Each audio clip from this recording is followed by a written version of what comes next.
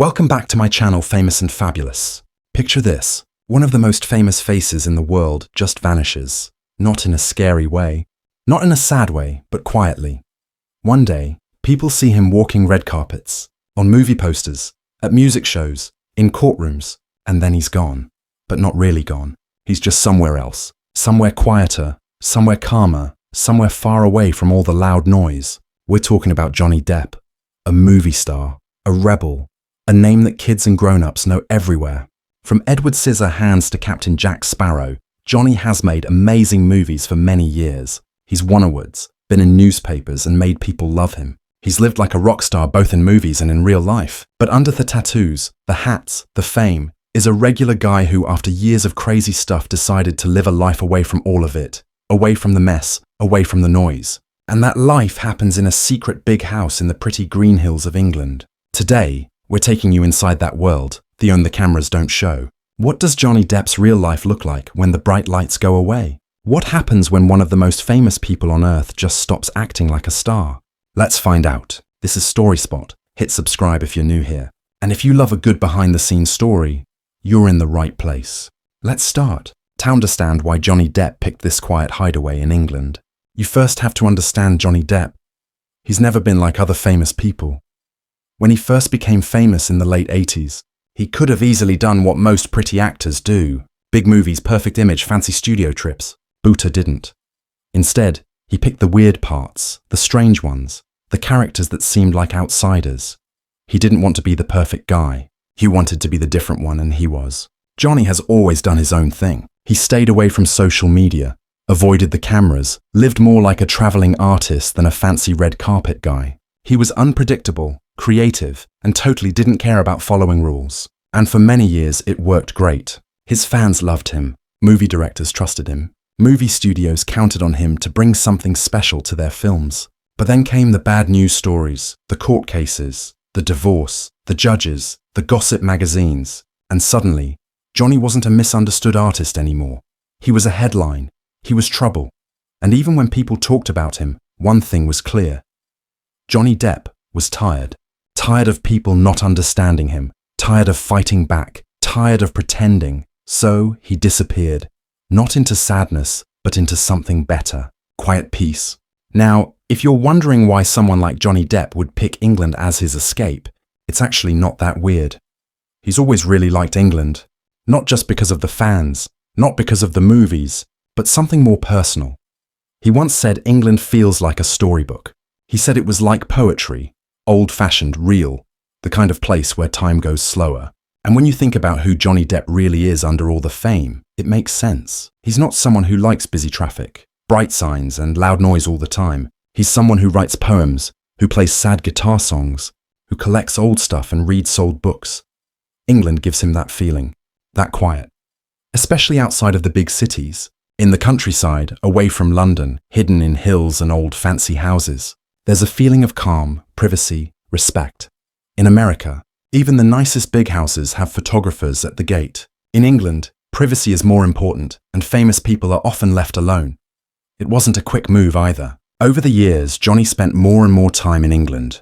He'd visit for long periods, stay with friends, go to small events, play music in tiny places. People saw him more in country bars than in fancy California spots. Finally, he stopped just visiting and started living there. The decision wasn't about running away. It was about going home to a place that finally felt right to him. Now, let's talk about the big house, because this isn't your typical famous person's home. There's no shiny driveway filled with fancy cars, no huge pool overlooking a beach club, no glass walls asking for attention. Instead, picture this. An old English house surrounded by fields and woods. A long rocky path leading to a vine-covered stone house. Wooden beams, tall windows, hidden gardens. It's the kind of place that looks like it belongs in an old book. But inside, it's all Johnny. The furniture ice-old worn leather, soft cushions, wooden chairs. The walls are covered with cool art. Some from his trips, some from artist friends. Some hair-painted himself. There are musical instruments in almost every room, guitars, pianos, even old speakers stuck into corners.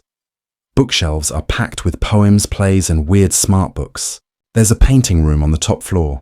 Sunlight comes through the windows. Brushes sit in jars. Half-finished paintings lean against the walls. There's no fancy dining room meant to wow visitors. There's a cozy fireplace corner where he reads with a glass of wine, a homey kitchen with copper pots hanging from hooks, a writing desk covered in notebooks and cigarette burns. It's not a showroom. It's a real person's home. Everything feels picked with care. Every room feels like someone actually lives there. Johnny Depp didn't build this place to impress Hollywood stars. He built it to relax, to feel safe, to be himself. So, what does a regular day look like inside Johnny Depp's private English house? It's probably not what you think. He wakes up early, usually before the world outside wakes up. The countryside around him is quiet, still. Clouds hang low on the fields. Birds sing softly. He makes a cup of coffee in the simple kitchen. Black, nothing fancy. Sometimes he lights a cigarette, walking out onto the back garden porch in his bathrobe. The world moves slowly here, and that's exactly what he wants. After breakfast, Johnny goes to one of his creative rooms. It could be his music room where he picks up an old guitar and gets lost in the music. Or it could be the painting room, where he puts colour on canvas just because he feels like it. There's no schedule, no meetings, just freedom. He might write a few pages in a personal diary or read a book that caught his attention. Later in the afternoon, he might walk around his property, check out a local antique shop, or drive out to a nearby small town. Sometimes friends stop by, private friends, old friends. They share tea, wine, music. Dinner is quiet, homemade, or brought by someone local. Evenings happen by the fire. He watches old movies, listens to old records, sometimes just sits and looks out the window. It's not glamorous, it's real. And for Johnny Depp, it's perfect. Being alone has always been Johnny's way of feeling better. Even when he was younger, when he was super famous, he never felt really comfortable in big groups. He was never the loudest person at the party, never the show-off. He was the watcher, the thinker. And now in this part of his life, being alone isn't being lonely, it's getting better. The house gives him time to think, to forgive, to start over, not just from public drama, but from the inside mess that fame brings over time. Being alone has made his art better, kept his heart safe, and reminded him who he is without the cameras. For Johnny Depp, being alone in that house is not hiding. It's fighting back in a new way. The news loves drama, and for years, Johnny Depp was that drama. Court trials, accusations, gossip headlines, social media hate. But none of that shows you who he really is. In real life, he's making coffee. He's painting for hours. He's writing poems no one will read. He's playing guitar in bare feet on a creaky wood floor. He's laughing with an old friend over a bottle of red wine in a garden lit by candles. He's getting better. The house isn't hiding from what's right. It's going back to himself. No reporters, no pressure, just a man. A past and a future he's finally building the way he wants. This place, this old, special, quiet place, has become Johnny Depp's safe space. It's not a castle to keep the world out. It's a garden to let his heart grow. Here, he's not a movie star, not someone in trouble, not a character. He's a painter, a poet, a father, a friend. It's hard to explain how important a place like that is to someone who's been everything but normal for 40 years. But in this house, Johnny found something he never had. Normal life, not in the boring way, but in the human way. A place where he can get older peacefully, where he can be loved privately, where he can live honestly, that more than any award, any movie money is winning.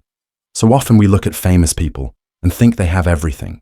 The money, the attention, the fancy stuff. But what they often don't have is peace. And for Johnny Depp, peace was never something you could buy. It had to be built piece by piece, moment by moment, mistake by mistake. This house in England isn't just a house. It's a reminder of that journey, of staying alive, of being gentle, of art. It proves that even the messiest lives can find calm, and that the loudest noise is often the one inside our own heads until we make it quiet. And maybe, just maybe, that's what Johnny Depp has finally done. Now we want to hear from you. Would you live like Johnny Depp in quiet peace far from everything? Could you handle that kind of calm? Or would the silence scare you? Let us know in the comments. And if you enjoyed this deeper look into Johnny Depp's real life, give us a like, subscribe to Story Spot, and stay tuned for more stories that go beyond the headlines. Because sometimes the most interesting stories are the ones nobody's telling. Until next time.